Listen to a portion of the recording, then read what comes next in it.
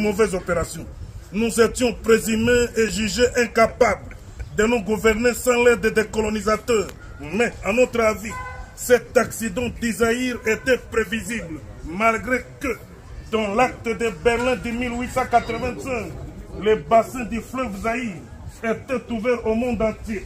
Le Zaïre lui-même est resté isolé du monde, donc en marge des idées progressistes. De plus, à l'accession d'Isaïr à l'indépendance, mon pays, 80 fois plus grand que son ancienne métropole, comptait moins de 10 cadres nationaux ayant terminé leurs études universitaires.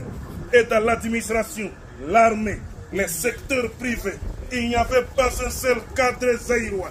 C'est pourquoi nous avons vécu de 1960 à 1965, une époque néfaste pour notre peuple.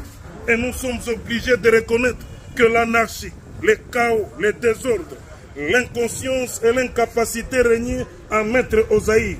Certains d'entre vous consultent peut-être le dictionnaire pour connaître la définition du mot anarchie, alors qu'au Zaïre, nous avons tellement vécu qu'un nombre de personnes croyaient que le mot anarchie était une invention zaïroise. C'est pourquoi tout désordre dans n'importe quelle partie du monde était baptisé du nom de congolisation. Notre pays n'a pas souffert à cause de l'impréparation politique, mais également et surtout suite à la convoitise de l'Ouest et de l'Est. Les uns et les autres voulons avoir une influence déterminante sur nous, afin d'être maîtres de nos importantes ressources naturelles.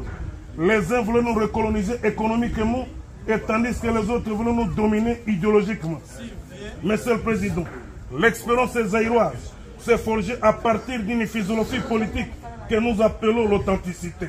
Celle-ci, c'est la prise de conscience du peuple zaïrois de recourir à ses propres sources, de chercher la valeur de ses ancêtres, afin qu'on apprécie celle qui contribue à son développement harmonieux et naturel.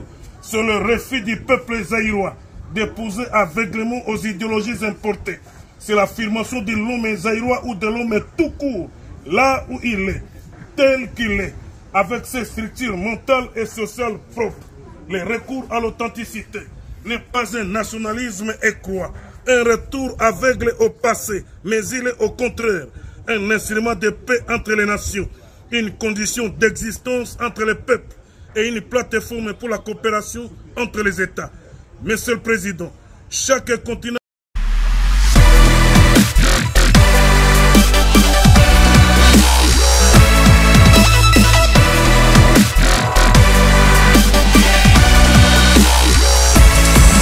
VIP Presse Congo TV Online.